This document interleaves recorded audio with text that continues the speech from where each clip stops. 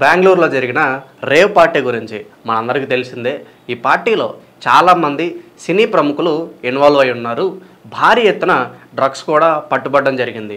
తెలంగాణలో డ్రగ్స్ నిర్మూలించడానికి ప్రస్తుతం సీఎం రేవంత్ రెడ్డి గారు దృష్టి పెట్టడం జరిగింది. ఈ నేపథ్యంలో తొలిసారి సీఎం గారు ఇంటిగ్రేటెడ్ కమాండ్ సెంటర్కు వెళ్ళడం జరిగింది. పోలీస్, విద్యుత్, వాతావరణ శాఖలతో ఆయన ఒక సమీక్ష నిర్వహించడం జరిగింది. తెలంగాణ నార్కోటిక్ బ్యూరో డ్రగ్స్ నిర్మూలన కోసం ఎలాంటి కార్యక్రమాలు చేస్తున్నారనేది స్పెషల్గా వాళ్ళని అడిగి తెలుసుకోవడం జరిగింది. రాష్ట్రంలో గంజాయి, మిగిలిన మాదక ద్రవ్యాల నిర్మూలనపై సీరియస్ యాక్షన్ తీసుకోవాలని అధికారులను సీఎం గారు ఆదేశించడం జరిగింది. అనుమానిత ప్రాంతాల్లో స్పెషల్ డ్రైవ్స్ నిర్వహించాలని ఆయన వాళ్ళకి సూచించడం జరిగింది. డ్రగ్స్ ఎవరైనా సరఫరా చేయాలంటే వాళ్ళ వెన్నులో వణుకు పుట్టేలా చేయాలని చెప్పి సీఎం గారు ఆదేశించడం జరిగింది. తెలంగాణను డ్రగ్స్ రహిత రాష్ట్రంగా నెలకొల్పాలని చెప్పి ఆయన సూచించడం జరిగింది. దీనికోసం ప్రభుత్వం వైపు నుంచి ఏ సహకారం కావాలన్నా వెంటనే ఉంటుందని ఆయన స్పష్టం చేయడం జరిగింది.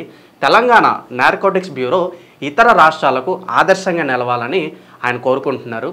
అన్ని విభాగాలను కలుపుతూ ఒక విపత్తు నిర్వహణ వ్యవస్థ నిర్మించాలని ఆయన సూచించడం జరిగింది. 365 రోజులు ఈ శాఖ పనిచేసేలాగా ఆ వ్యవస్థ ఉండాలని చెప్పి ఆయన తెలిపారు.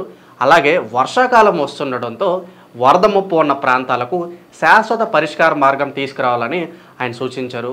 ఈ విధంగా రేవంత్ రెడ్డి గారు తెలంగాణలో డ్రగ్స్ నిర్మూలనపై ఆయన దృష్టి పెట్టడం జరిగింది.